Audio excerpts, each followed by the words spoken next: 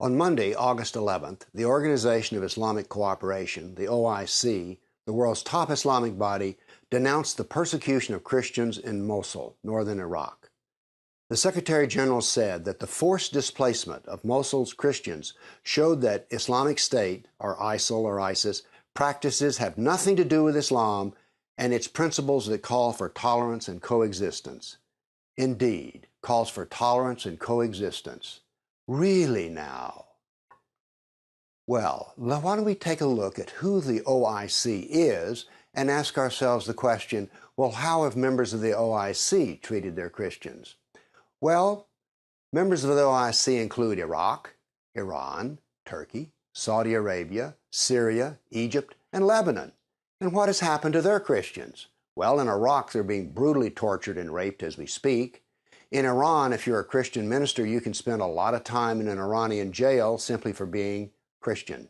And Turkey, which used to be called Anatolia, and Anatolia used to be 100% Christian, but today it's only 0.3% Christian. How did that happen? Well, through forced conversions and jihad. Then we have, of course, Saudi Arabia. Oh yes, Saudi Arabia really knows how to treat its religious minorities, as in they're not welcome at all. And then we move to Syria, where Christians have been brutalized there. And in Egypt? Well, Egypt, you know, used to be a Christian nation, but now it's 90% Muslim. And what happened to those Christians? Again, driven out, forcibly converted. Lebanon, after the Second World War, was Christian, and now then it's majority Muslim.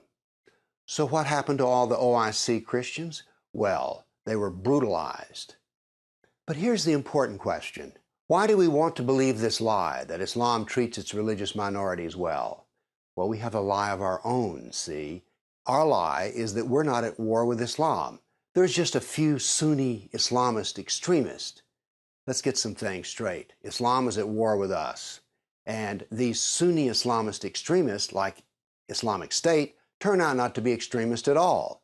What we see with Islamic State is simply Muhammad. That's exactly what we see. And it's the same with the other organizations, such as Al-Shabaab, Boko Haram, and all the others. They're all following the example of Muhammad, who was not an extremist. Muhammad was a Christian killer, a Jew killer, a pagan killer.